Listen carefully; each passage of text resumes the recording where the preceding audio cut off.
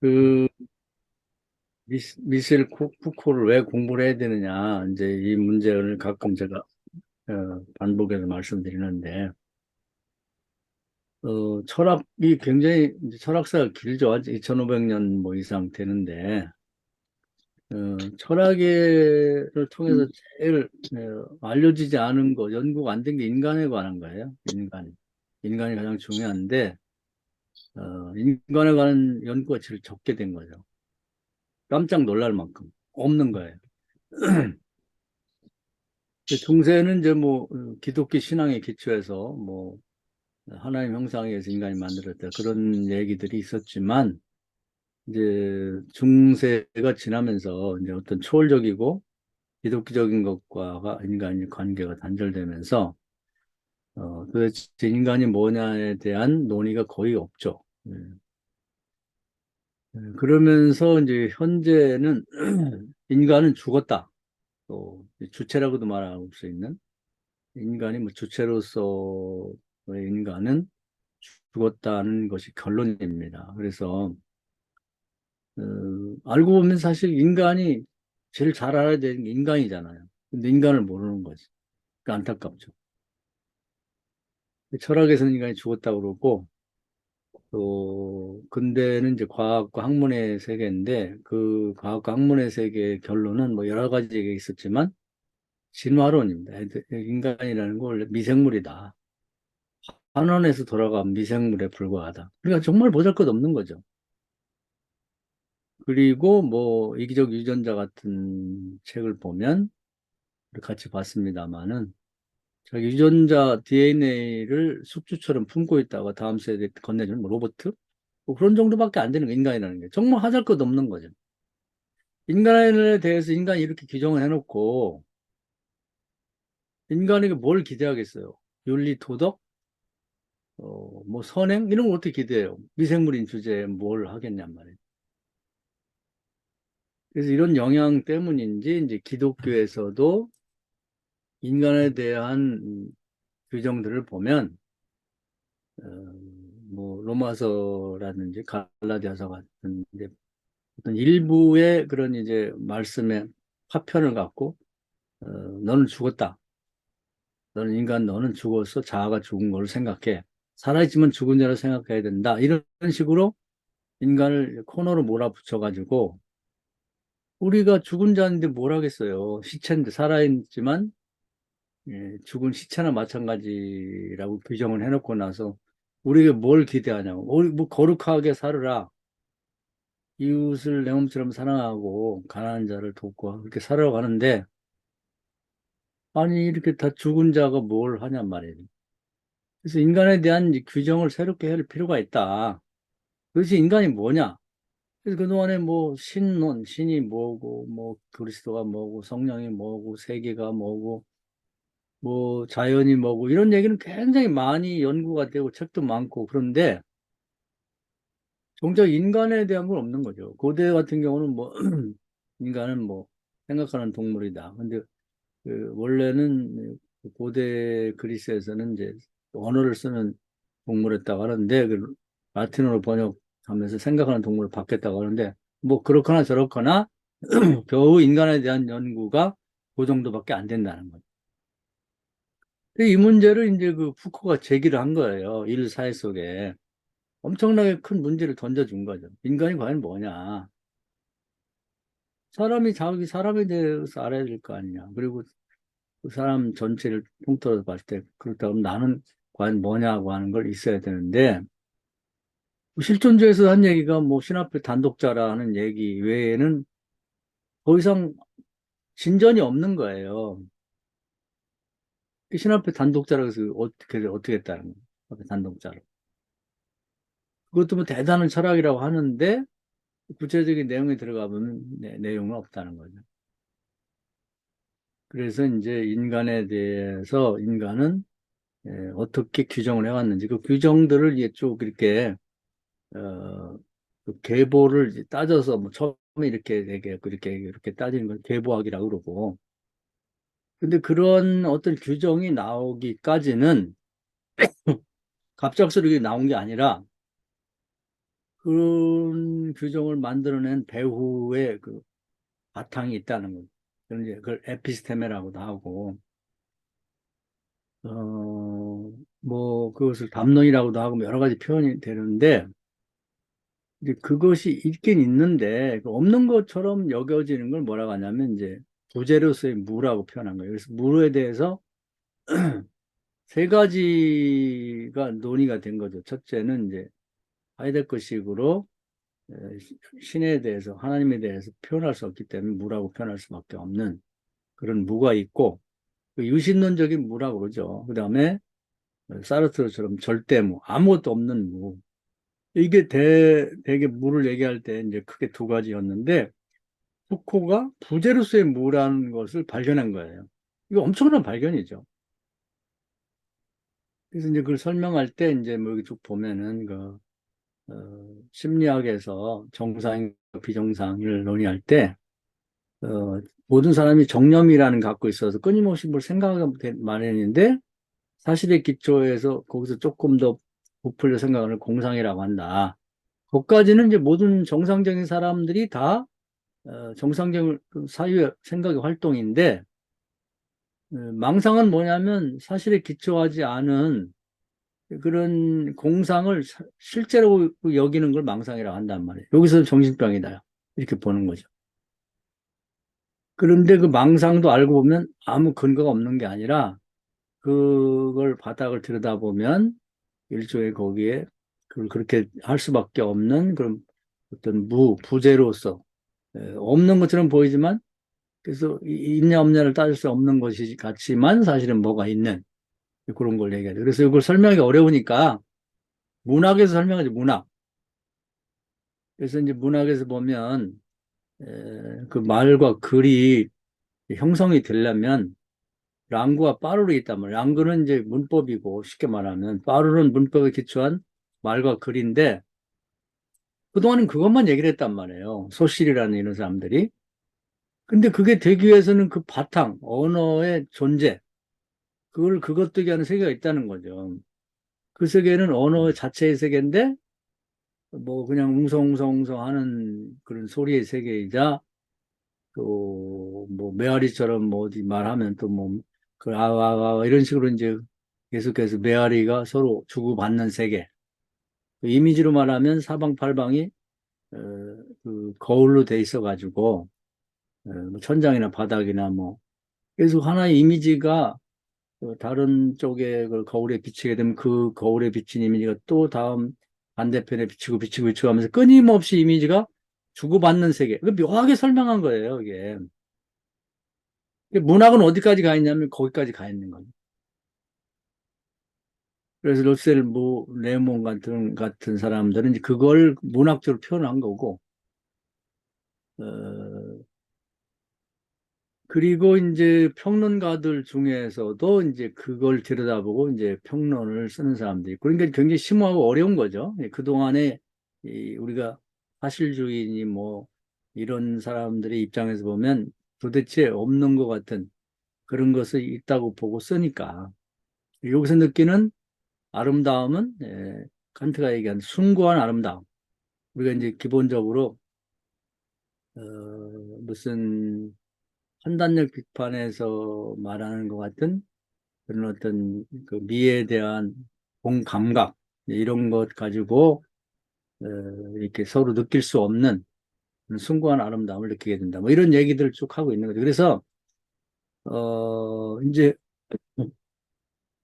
인간에 대한 연구를 이제 본격적으로 시도해서, 제가 볼 때는 우리가 뭐 철학을 위한 철학을 공부하는 건 아니니까, 우리가 신앙생활에서 가장 중요한 게 이제 하나님은 창조하실 때 인간을 하나님 형상대로 우리를 창조해서 이 하나님이 직접 세상을 일하지 않고 우리를 통해서 일하니까 동역자를 삼고, 그런 이제 그 하나님의 가장 소중한 존재로 우리를 창조하시고 여기 그렇게 다루시고 이렇게 같이 일하기를 원하는 그런 존재인데, 철학에서도 완전히 그냥 주체가 죽은 걸로 아주 그 결론을 내버렸고요.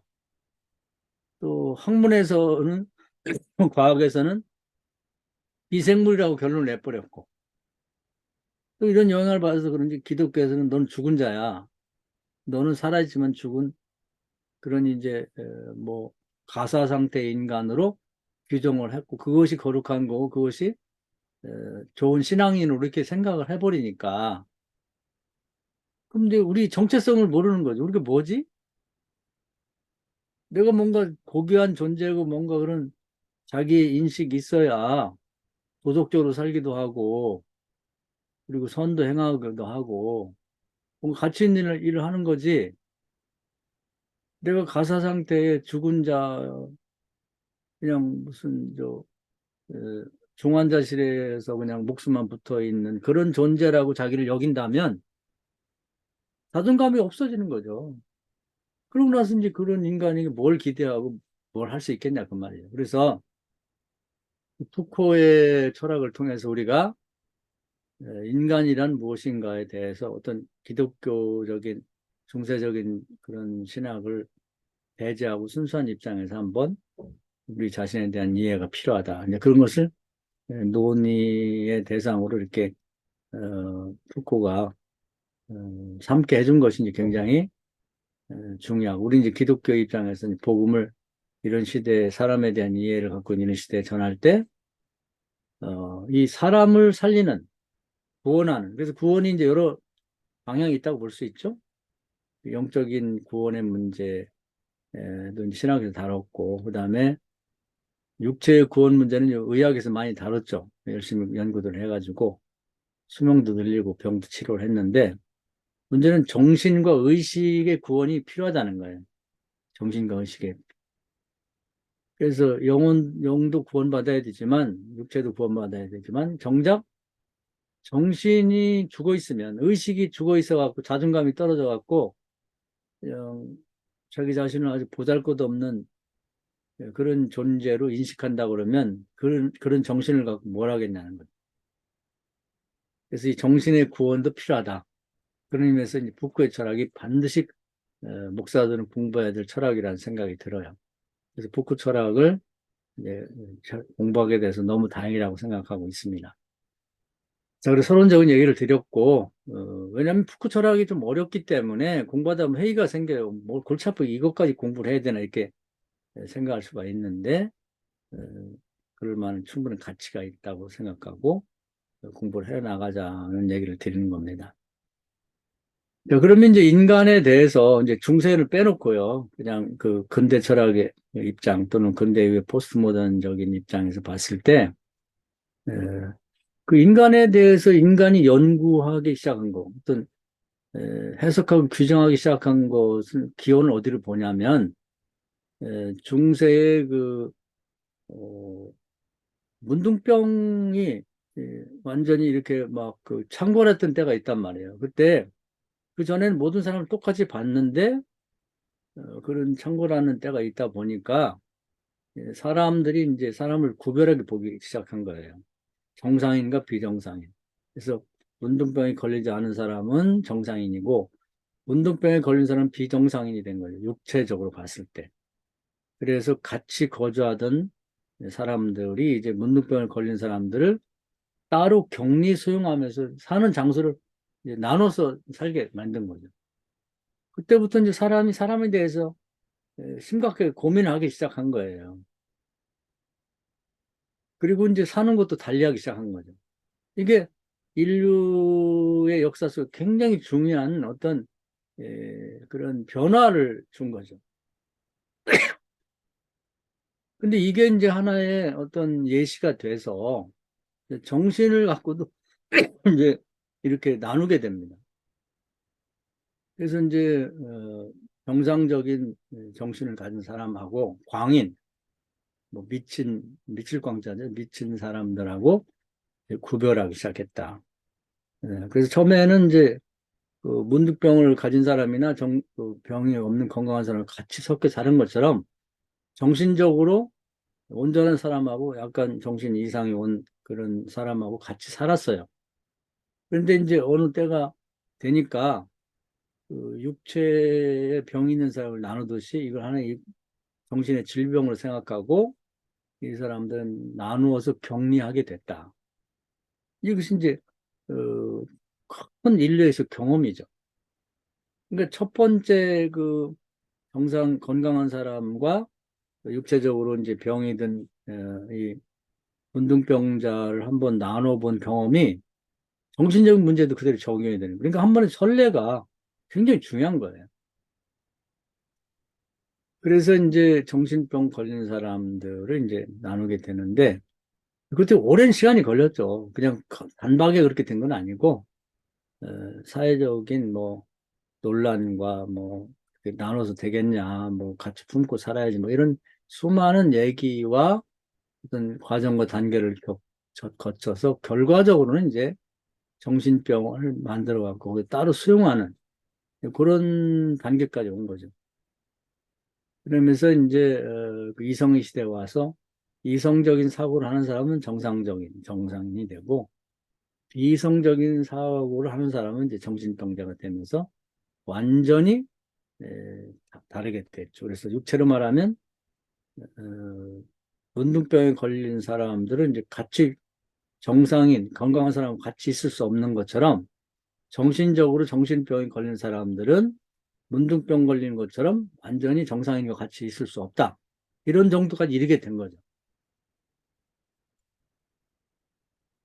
그래서 이제 그 정신병에 관한 얘기, 그러니까 정신과 이제 육체에 관한 얘기가 이제 어느 정도 인류 사회 속에 정리가 됐어요. 지금은 거의 논의 대상이 안 됩니다. 그냥 당연히 그렇게 하는 걸로 그렇게 여기는 거죠. 그전에 그것이 결론이 나기 전까지는 뭐 논란이 많았지만 지금도 일부 논란은 되나 이것 가지고 큰 문제가 사회적인 문제가 되지는 않죠.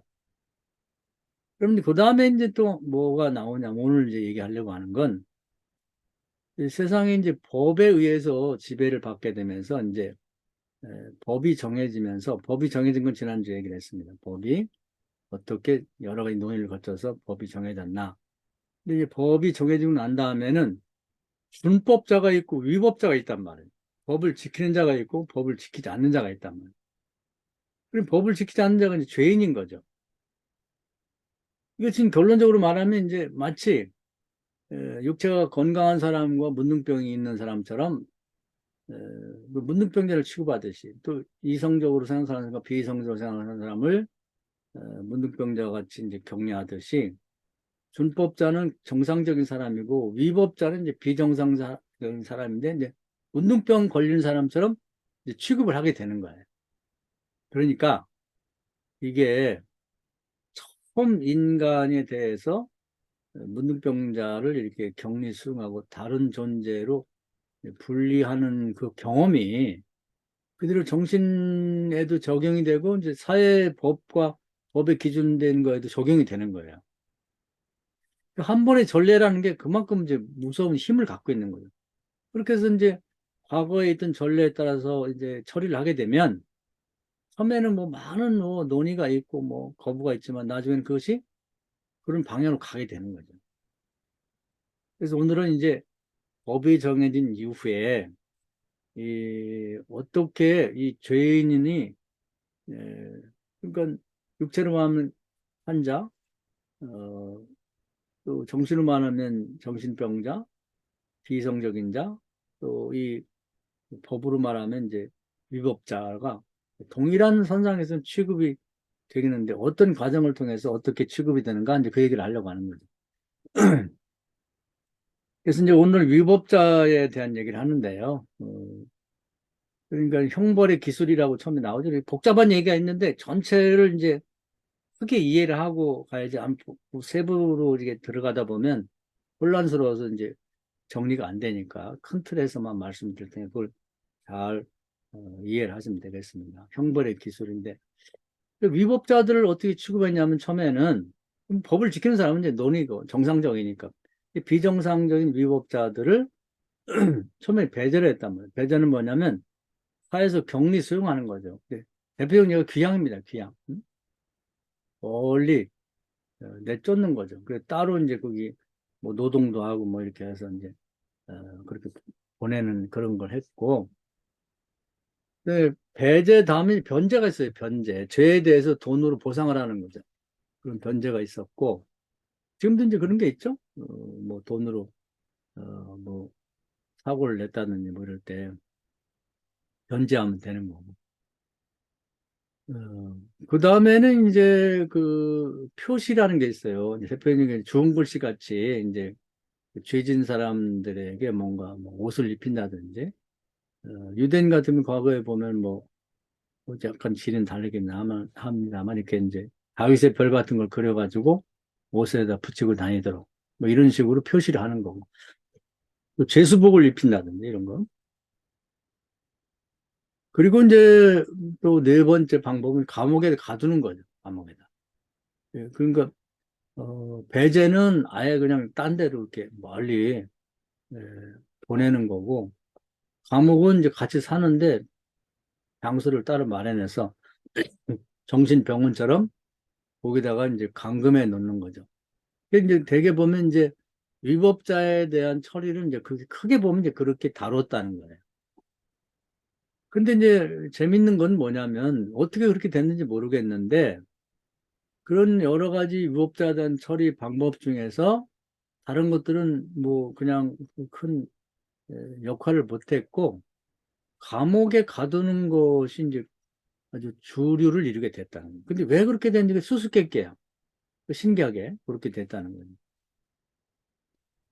거예요. 그래서 이제 과거에는 이 범죄라는 게 이제 그 법이라는 게 이제 황제가 왕이 이제 법을 정했기 때문에 누군가 그 정해진 법을 어기게 되면 황제의 권위에 도전하는 걸 생각해서 그 법을 제정한 왕이 굉장히 분노를 하면서 복수를 하려고 그래서 이제 그들에게 무섭게 벌을 내렸는데 이제 그 이후에 법이라는 것이 이제 그 어떤 사회적인 합의에 의해서 만들어지면서 일종 사회 계약이 된 거예요. 사회 계약이. 그래서 이제 그것은 황제에 대한 도전이 아니라 합의해서 만드는 계약을 파기하는 것이 되면서 이런 사람들을 이제 어, 감옥에다 이렇게 수용을 하게 되는 거죠. 그러면서 이제 거기에서 잘잘못을 이제 논하게 되는데 가둬놓고 처음에는 감옥이 그 유치장 같은 시설이었다고 보면 돼요. 일단은 죄진 사람을 어, 사회 돌아다니게 놔두면 안 되니까 유치장 같은 데 이제 가둬놓고 그 다음에 이제 재판을 받고 뭐 이러면서 어, 그렇게 어, 하는 수용 시설로 생각했던 거죠. 그러면서 이제 거기에 과거에는 뭐 죄를 지금 무조건 처벌했는데 이 정신의학이 발전하면서 이제 정상 참작이라든지 이런 것들이 돼서 어, 그 이제 그 사람이 범죄를 저지를 때의 정신 상태가 어떠냐 뭐 이런 것을 참고하면서 이제 뭐 정상 참작으로 뭐 사형당할 자가 또 감형이 돼갖고 뭐 무기징역 살고 무기징역 살던 자가 다시 또 심사를 해가지고 또 감형이 되고 이런 얘기들이 나오죠. 그래서 여기 보면은 이제 그 하나의 사례를 들고 있는데 그런 어떤 사람이 뭐 자기 그 가족들을 다 죽였단 말이죠. 네. 그런데 피에르 리비에르라고 하는 사람이 있는데 그것은 엄마하고 여동생, 남동생 다 죽였는데 이 사람이 뭐 정신 상태를 감정해보고 이게 큰 자기 자의에서라기보다는 정신 이상에서 온 것이다. 그러면서 이제 감옥에 가둔 상태에서 이제 감형이 되기도 이렇게 했다는 얘기가 나옵니다. 그래서 이것은 뭐 어떤 정상화라는 곳에서 이제 다룬 얘기긴 합니다만, 이제 감옥이라는 것이 일단 그렇게 해서 유치장처럼 격리 수용해 놓고, 이제 거기서부터 뭐, 어, 재판을 받고 무슨 변호사 변론을 듣고 뭐 이렇게 하는 그런 용도로 처음 사용됐는데, 나중에는 다른 것들은 다 없어지고, 이제 감옥이 죄인을 처리하는 가장 중요한 기관과 시설로 이제 바뀌어버린 거죠. 그래서 이제 그런 그 형벌의 기술에서 감옥이 주도권을 잡게 된 것이 이제 수수께끼 중에 하나다. 지금도 보면 죄지면 감옥 가는 것이 이제 당연한 걸로 여겨지게 되는데, 그렇게 되기 전에 이제 여러 과정이 있었다 하는 것을 이제 말해주고 있는 거죠. 그 다음에는 이제 또 어떤 육체에 대한 어떤 뭐 교화라고 할까요? 뭐 이런 것들이 이제 그 다음에 주어지게 되는데, 그 육체에 대한 뭐 신체에 대한 뭐 정치 투여 이렇게 되는데, 육체를 이제 훈련하는 거죠. 그래가지고 뭐 이 잘못된 사회 법에 대한 위법한 자들을 뭐 국가 권력이나 아니면 또는 뭐 이 사회에서 정한 규율에 합당한 사람으로 만드는 거죠.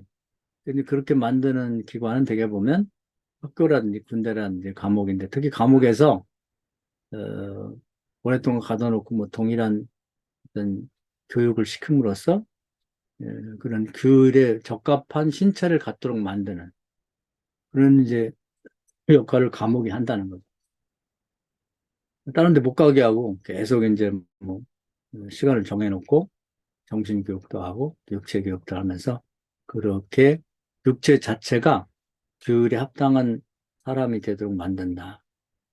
그리고 이제 정상화라고 하는데, 이제 위법자를 이제 준법자를 만들기 위해서는 이제 정신적으로 교화를 해서 어, 어떤 정체성을 만들어줘서 감옥에서 이제 내놓을 때 이 사람은 정상이 됐습니다. 이렇게 이제 인정받고 풀려나는 거죠.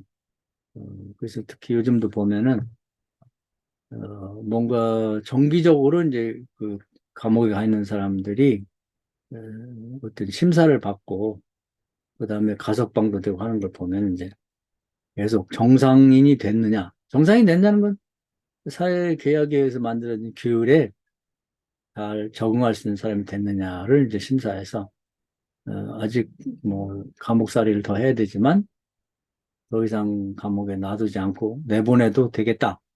가석방 해도 되겠다 하는 것들이 이제 정상화 여부, 정체성을 이제 확인해 주면서 이제 내보냈나 이런 데 있죠. 그 다음에 우리가 그 재밌는 얘기 중에 하나가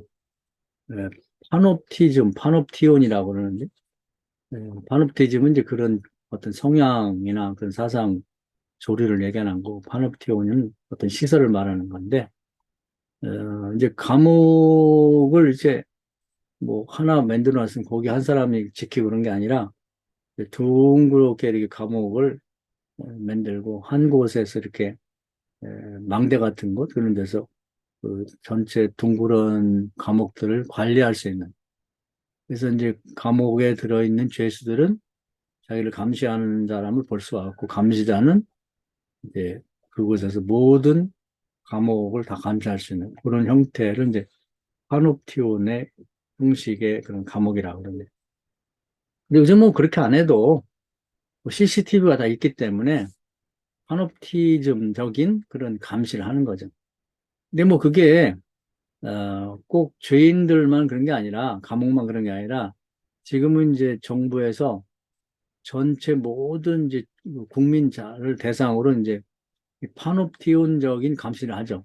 왜냐면 에, 뭐 어디 전국의 웬만한 곳에는 다 CCTV가 설치돼 가지고 그걸 볼 수 있기 때문에 그런 것이죠. 요즘은 더 하죠. 뭐 CCTV뿐 아니라 무슨 자동차에도 무슨 감시 카메라가 다 있고 그래가지고 어, 어디 가서 뭐 침 한 번 뱉어도 잡히려면 다 잡힐 정도로 감시를 받고 있다. 그리고 시작은 파놉티즘에서부터 출발했다. 이렇게 보면 되겠습니다. 잠정적인 범죄자로 이제 보고 있는 거나 마찬가지다. 이런 얘기들을 하고, 지금 국가는 이제 거대한 감옥이다. 이렇게 얘기를 하는 거죠. 특히 이제 중국 같은 데는 그것이 제일 많이 발달돼 있다고 하죠. 그리고 이제 어떤 교율 사회와 자본주의 얘기도 보면은 이 교율 사회가 추구하는 것은 자본주의에서 필요한 인재를 양성하는 거죠. 자본주의에 저항하는 자들은, 우리나라도 사회주의적인 사상을 많이 갖고 있는 사람들이 있는데, 그런 사람들은 자본주의 사회에서는 이제 마땅치 않기 때문에 감시의 대상이 되고 그런 식이 되는 거죠. 그래서 규율사회라고 하는 결국 자본주의를 기초화했기 때문에 규율이라고 하는 것이 알고 보면 자본주의 사회에 잘 적응할 만한 사람을 만들어내는 그런 규율이라고 하는 거죠. 그러니까 그런 규율이 만들어질 때 그런 자본주의적인 영향을 받아서 만들어졌다고 보면 되는 거고, 규율을 잘 지킨다고 하는 건 자본주의 사회 속에서 잘 적응할 수 있는 사람을 만드는 거다 이렇게 보면 되겠습니다. 그리고 또한 감옥과 범죄 이 부분은 좀 심오한 부분이긴 한데요.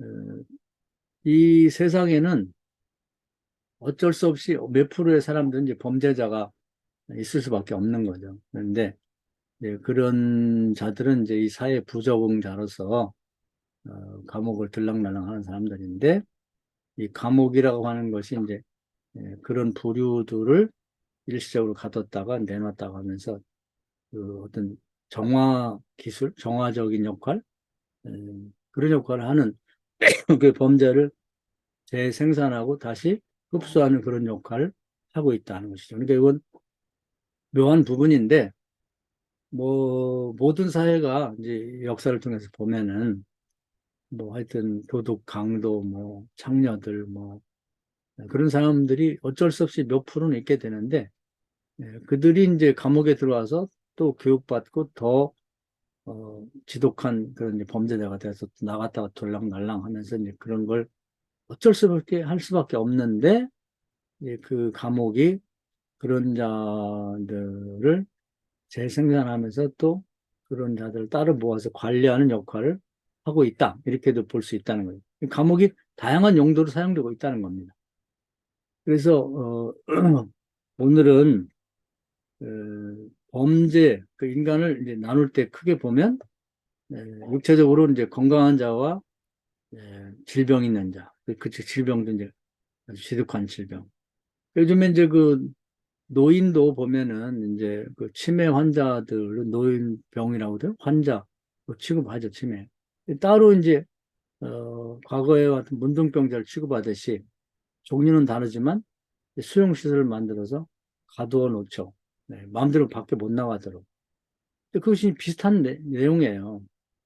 처음에 그 문둥병을 다루는 그런 것이 그 하나의 전례가 돼서 그런 식으로 이제 쭉 이제 이렇게 하게 되죠. 그리고 나서 이제 그 정신에 있어서는 이성적인 사고를 하는 사람과 비이성적인 사고를 하는 사람을 또 나누어서 비이성적인 사고를 하는 사람들을 이제 문둥병 취급하듯이 격리에 수용하는 방식을 취하게 됐다는 거죠.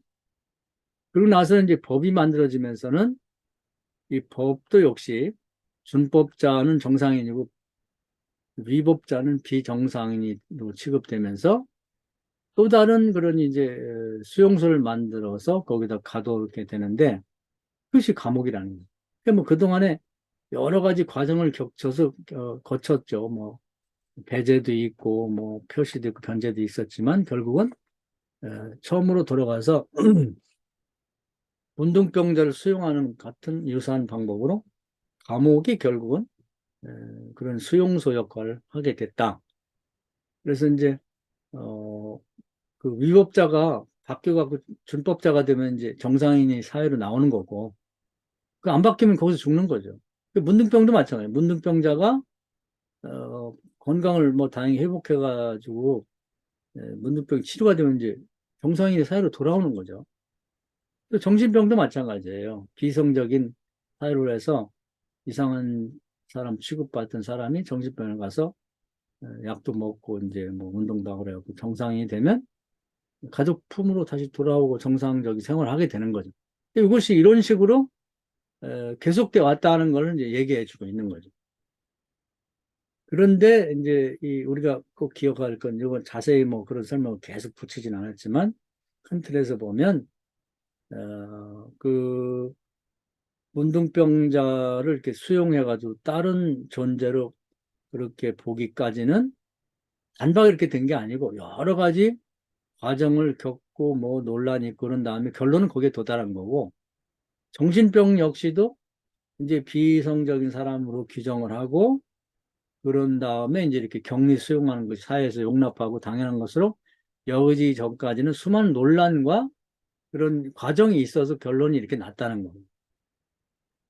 그리고 이제 죄인 중에 지금 위법자를 감옥에다 가둬가지고 격리 수용하는 것도 단박에 그렇게 된 건 아니고 뭐 배제도 하고 변제도 하고 뭐 표시도 하고 그래도 안 되니까 결론적으로는 이제 문둥병을 다루는 것 같은 방식으로 이제 감옥을 만들어서 거기다 수용하는 걸로 이제 결론이 났다 이 얘기를 하려고 하는 거예요. 그러면서 이렇게 되기 전까지 이것만 딱 나눠서 이런 식으로 어, 무슨 문둥병 격리 수용시키고 정신병자 격리 수용시키고 위법자 격리 수용시키는 걸로만 정리를 하면 배부하게 되는 거고 그것이 어떤 과정을 통해서 어떤 논의를 통해서 얼마나 걸려가지고 그것이 이렇게 됐는지를 밑에를 이제 한번 보이지 않는 부분을 이렇게 캐 보고 드러내 보여주는 것, 그 에피스템을 들여다보는 것, 그 담론들, 수많은 담론들이 있는데 아직도 끝난 건 아니죠. 그렇지만 그런 담론들을 들여다보면 그것을 이제 지식 고고학이라고 말한다는 거죠. 그리고 그 지식 고고학은 있는데도 불구하고 어떤 결론이 나면 사람들이 들여다보지 않는 에, 언어로 말하면 이제 부재로서의 무의 부분이다. 그런 얘기를 이제 하는 거죠.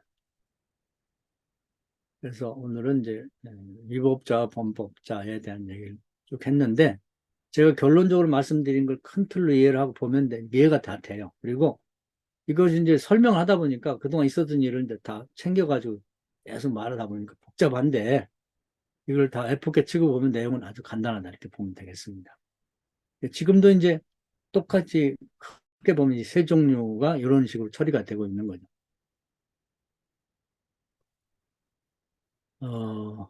그렇게 보면 이제 이 푸코 얘기가 이제 세부적으로 들어가서 설명을 복잡하게 하다 보니까 어려운 것 같은데 전체를 보면 좀 단순한 얘기를 하고 있다고 하는 걸 알 수가 있고요. 우리 목사님들은 그 정도만 이해하면 될 것 같아요. 뭐 이제 더 연구하고 싶다 그러면 이제 뭐 재밌는 책들을 이 양반 쓴 책이 많으니까 그런 책들을 챙겨서 읽어보면 되겠고 그렇지 않은 경우는 우리 이제 요 정도만 이해하면 될 것 같아요. 그리고 이제 처음으로 다시 돌아가서 인간에 대해서 뭐 이런 정도로 이제 계속 이해가 되고 있는데 어떻게 철학적으로, 정신적으로, 의식에 있어서 인간의 자존감을 키워주고 인간 스스로가 자부심을 갖고 살 수 있도록 만들어줄 건가? 이것도 이제 교회에서 신학적으로 세상에 알려야 될 부분인 것 같아요.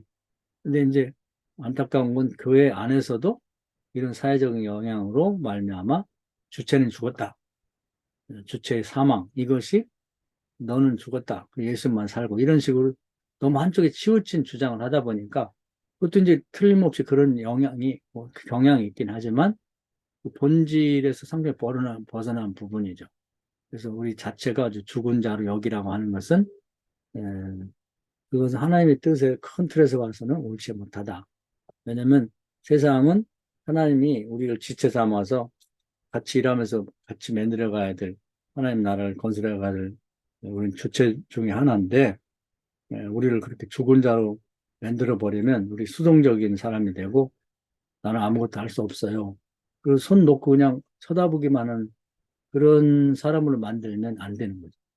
그런 면에서 이제 푸코의 철학이 인간을 이해하고 인간을 어떻게 이 죽은 자에서부터 살려낼 건가는 어떤 기독교의 과제를 잘 가르쳐 주는 데서 의미가 있다고 생각하고 그렇게 읽으면 될 것 같습니다.